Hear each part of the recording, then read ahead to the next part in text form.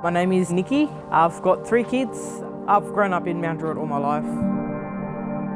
My childhood was taken away from me, not knowing my parents. They were strangers to me.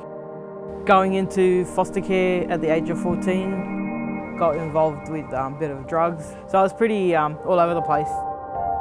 When I was a teenager, my mum abandoned me, so I've just pretty much learnt to survive. And then I found out I was pregnant. I couldn't understand why my mum did what she did to me, because when I looked into my baby's eyes when they were born, I loved them. I went through a lot of places looking for help. You got to sit on the phone for hours to get heard. And by then I was pretty short-tempered, so I would just lose it. And then next minute I know I'm in hospital, you know, they're covering my hands with bandages or pumping my stomach with charcoal. My kids question me, Mum, what happened? And I tell them that I was climbing a fence and I slipped. What amazes me about Nikki is that she doesn't give up. Her story probably isn't uncommon. Pretty much every family we come into contact with has had problems trying to find the right services in a way that's not stressful and frustrating for them. We're just pieces of paper. That's how I feel. What families tell us is that the system feels broken. So what we had to say was, let's try something different.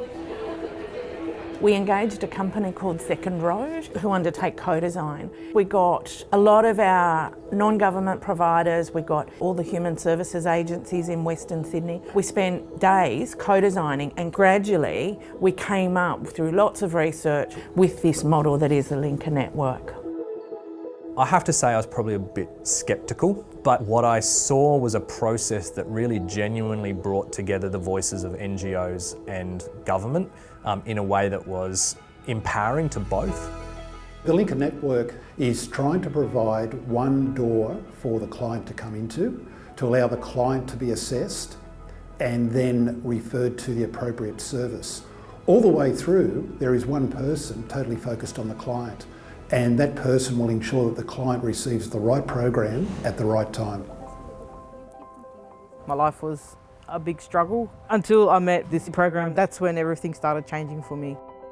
They don't pass you on to one to another, like you're sticking with one person. Segan's always been there by my side, guiding me through. With Marnell it's different. There's no hoops, there's no this referral, that referral. It's just plain and simple. There was always somebody Donna could ring, and if I couldn't help her, I would put that effort in to take Donna to another organisation.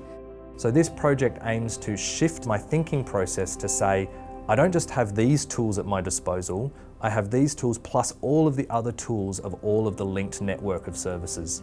If we do this right, we will have a system that I can walk into, and if it's a youth service or whatever service it is, I can still get help because they will kind of hold my hand and help me get to where I need to get. It can help somebody like Nikki negotiate the pathways that she needs to negotiate to find the services that she needs to find. If I had this service provided to me a long time ago, I would have actually become something and done something with it. My interest is football. My passion is to be a great mum to my kids. What we want to do is to say relationships matter, and that's what the Linker Network is trying to achieve. It's trying to achieve a fundamental change of experience for our families, for vulnerable people. I'm really excited about the Linker Network. Yeah, I think we need to do this for families. That's why we're all here.